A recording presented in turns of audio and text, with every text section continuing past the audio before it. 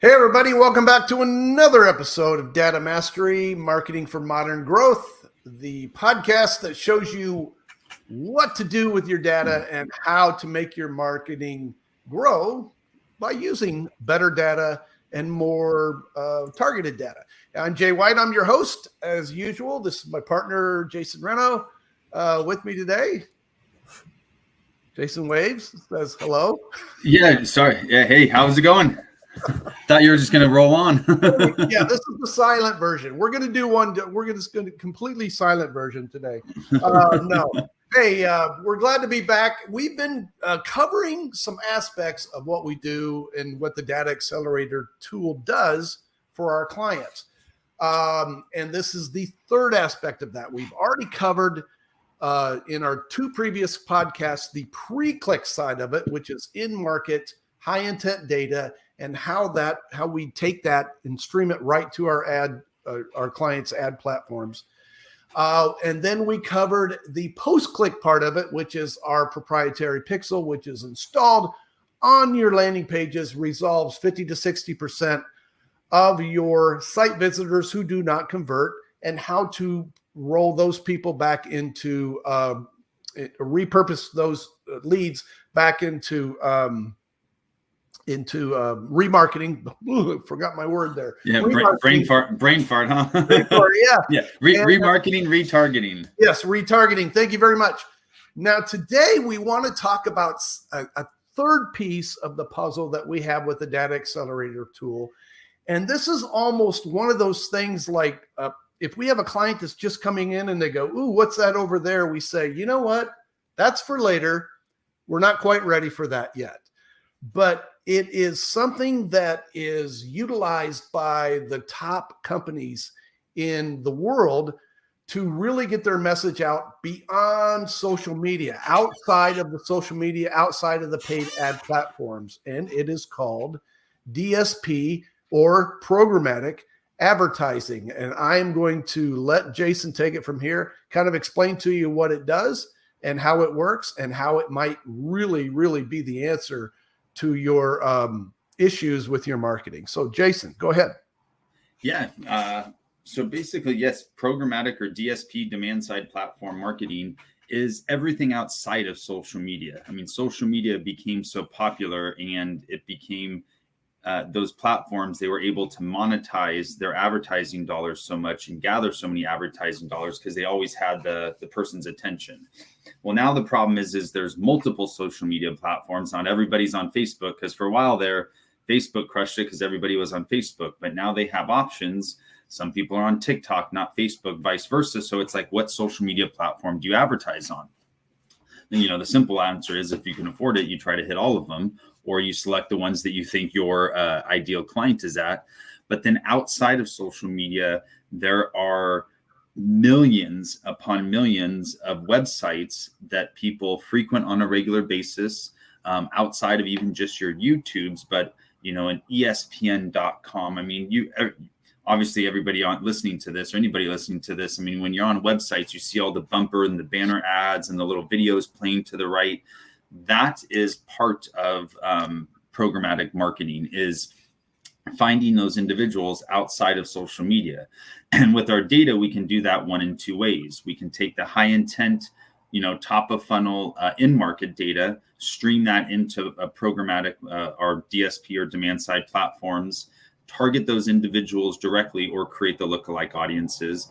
But then also we can do the retargeting audiences. So if somebody's on a client's website today, within hours or 24 hours, we can now have them in a DSP ad, where the simplest way to explain it is, imagine like going out and setting out like 500,000 tripwires across the internet. So, we can live stream the data into social media in case they're there, but then we can also cover millions of different monetized websites across the internet.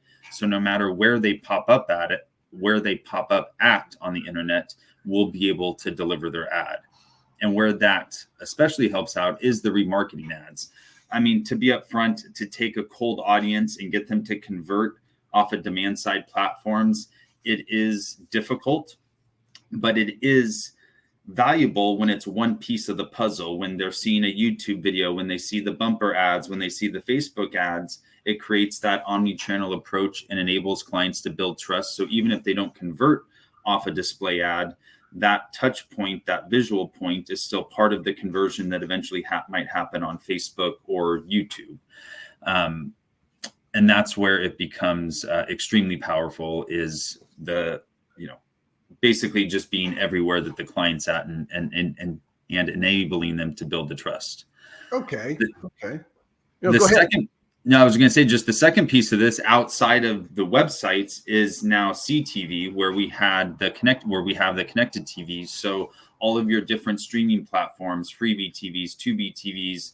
I don't even know. There's so many of them. I think between my family and I get billed for about 10 of them every month. Jesus. It's like, oh, cut the cable. You're going to save money. Yeah. Bullshit. Anyways, we're able to then take either in-market data or individuals that have just bounced off a client's website. So imagine somebody visiting your website this afternoon, and later this evening or by tomorrow, when they're watching their 70-inch big screen, your 30-second non-skippable commercial now pops up, or when they're on their iPad or wherever they're watching their streaming device, the non-skippable commercials, typically, anywhere from 5 to 8 cents per impression. It's extremely, extremely valuable. And what's nice is you can get customized with it. So let me pull this up here. A couple of share screen.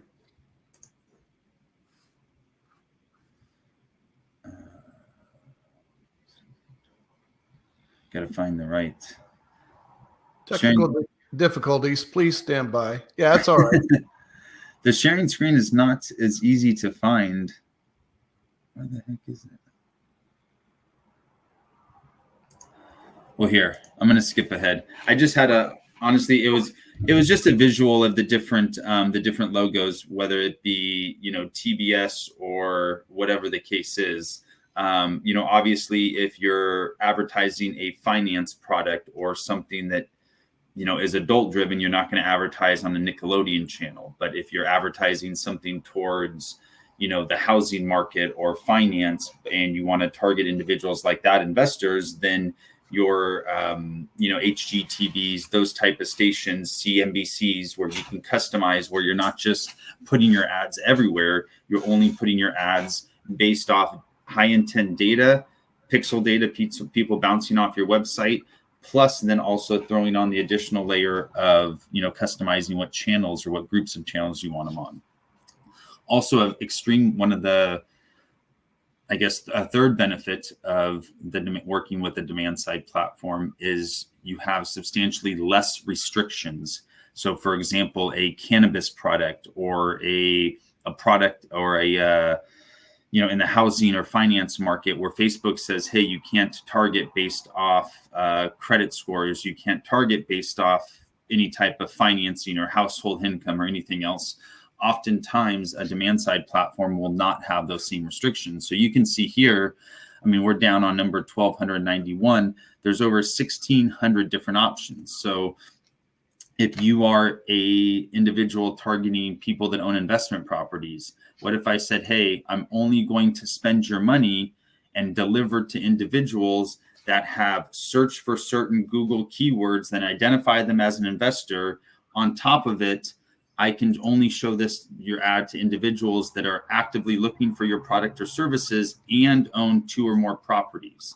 So now we're really identifying, and now if somebody's spending X amount of dollars a month, we know those X amount of dollars a month is being used in the most efficient manner, only targeting individuals that are looking for their product and own more than 2 properties or have more than 2 lines of credit, or their different credit ranges. You can see, there was one in here I was looking at, they have Amex credit scores, if their hobbies are, tied to jewelry, certain, Wow. Languages they speak, backgrounds, ethnicities. If you have a pet product and you want people, in market for pets or pet owners, different lifestyles, are you in the market a money seeker, a foreign investor? It's crazy how detailed you can get it. Are you in the auto industry? Where you can target different, if they have different cars.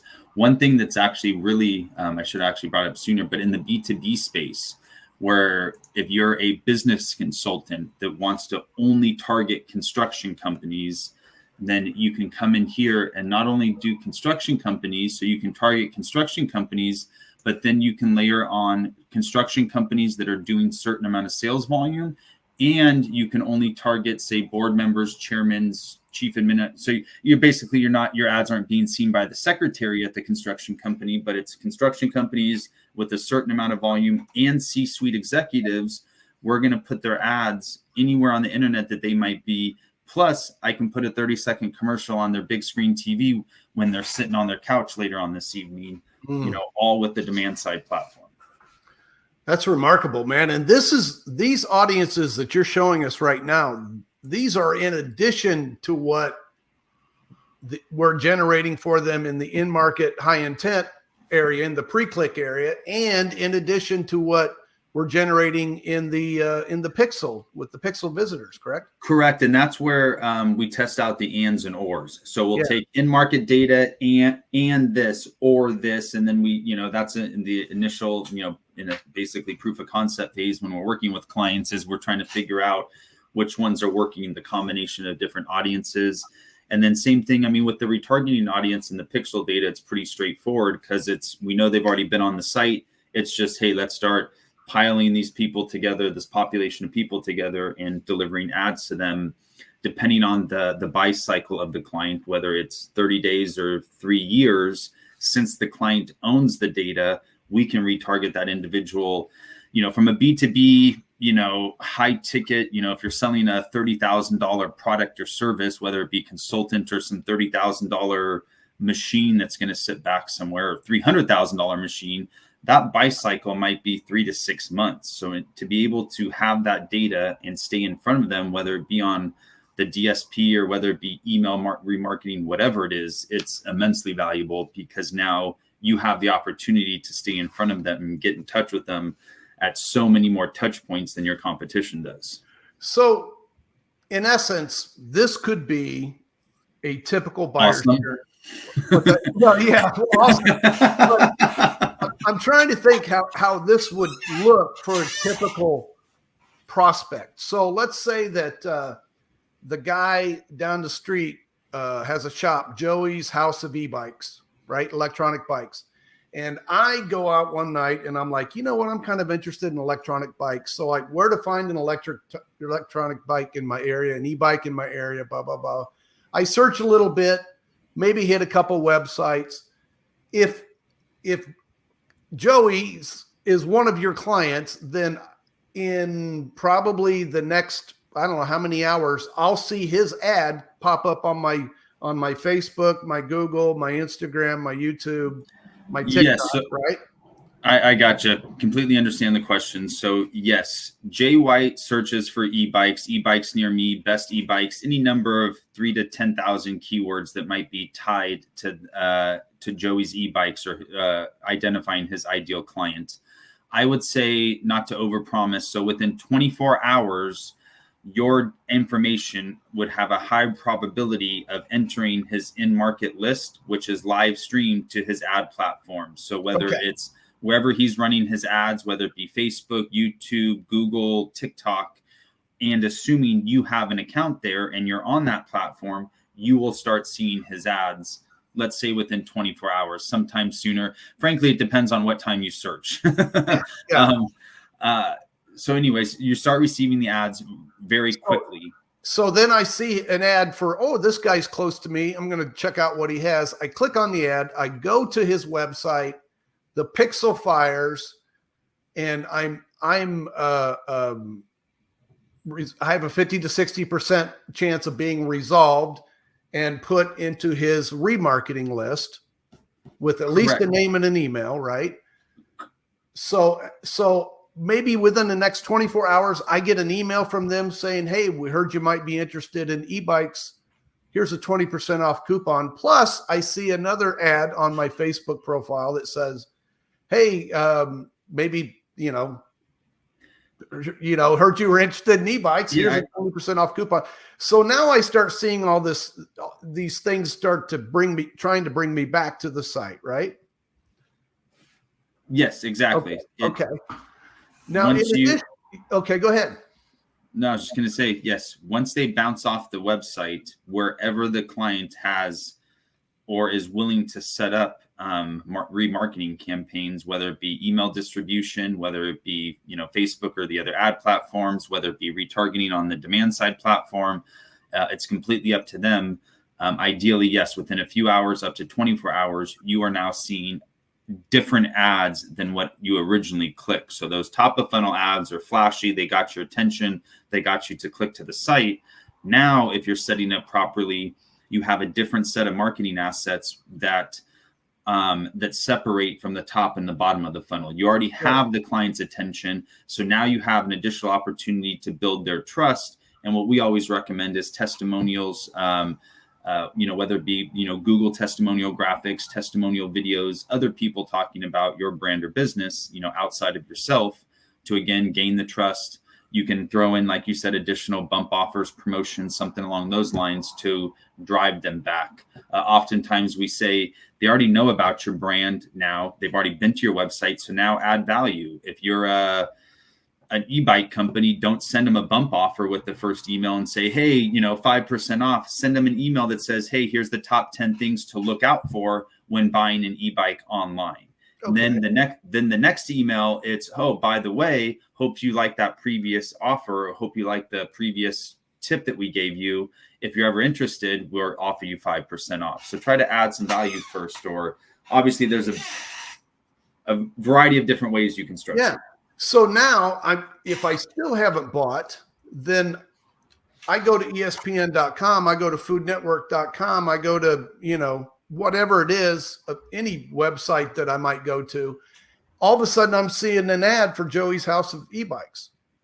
Right? Correct. ESPN.com, cooking.com. And then another thing that I haven't mentioned is once you, especially with, this is on the demand side platform, once your made your mobile identifier device, something like that is what it stands for, is identified on your home server or router, it will then pick up other devices. So if you're searching for e-bikes, it's very likely that when your wife is now, the next time she's on a streaming platform or on one of these websites, those e-bikes will then pop up, your kids or whoever else. So now we can, if somebody in the household is interested in, say, e-bikes or, let's just say addiction treatment, somebody searches addiction treatment. Now everybody in the house starts, seeing addiction treatment offers. And that's where it becomes even more powerful, where, it kind of spider webs out to that warm kind of spear around that target person as well. So what you're saying is the ads pretty much follow me wherever I go when I'm online. It's very tough to escape. Yes. Yeah. And then I finally shut down my iPad. I turn on a streaming show, and 5 minutes into it, they start running those unskippable commercials, and there's Joey pimping his e-bikes down the street. Yeah, exactly. Oh to a marketer, this thing is just, it's gold. I hate to use a term that's used a lot, but it really is. If you can get in front of your people or your best audience, it's so many times, there's almost no reason why they shouldn't buy from you. Yeah, it works very well in somebody who, and especially now with all the restrictions going on with Facebook and Google and, the pissing contests is back and forth with the privacy laws and everything.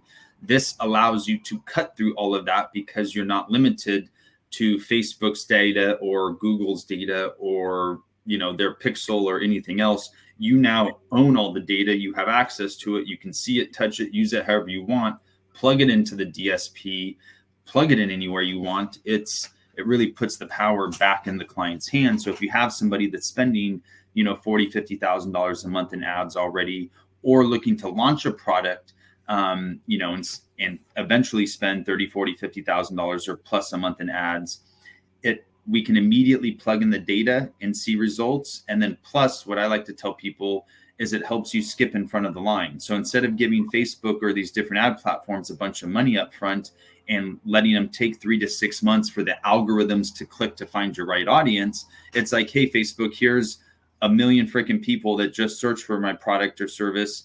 They now then match those individuals, create lookalike audiences and everything. And, you know, you skip in front of the line and your testing period can get cut down to a few weeks versus a few months. Yeah. And if you're spending $50K a month, I mean, spending $150,000 over 3 months to just test, I mean, depending on how deep the pockets are of the business, that might be a tough pill to swallow. When I can say, hey, I have all this really high intent relative data, I can cut your testing phase on this new product or service down to 3 weeks versus 3 months. And before your ads are ready to be scalable, that makes a big difference. Man, this is remarkable. Any final thoughts about DSP before we sign off for today? No, I mean, give it a chance. I think for the most part, most are scared of it. I mean, with going through us, we already have a seat. We allow for a sub seat. So it cuts through a lot of the red tape and, you know, upfront cost and stuff. So if somebody's genuinely interested, please reach out. And if not through us, definitely explore it. I mean, we talk to clients all the day where their Facebook ads, you know, are converting 30 or 40% less. It's the same offer, same, you know, everything, or whether it be YouTube, Google, regardless. It's crazy how tight it is. But then I don't want to say it's like the wild, wild west over here, but if you have a good offer and a good product, there's a lot more people out there that are not looking at your ads on social media that we can show the ads to. Yeah, absolutely. Man, it's really, really awesome to hear about this. I appreciate you explaining this to everybody. Jason, if you're interested in this or any other part of the Data Accelerator tool, please reach out to us. We'd love to talk to you more about your business to see if you're a good fit for what we do and to see if we are a good fit for what you do. Okay. But in the meantime, keep looking for more podcasts. We appreciate you joining us today. I'm Jay White for Jason Reno. Thank you so much. We'll see you next time. Bye-bye. Take care, guys.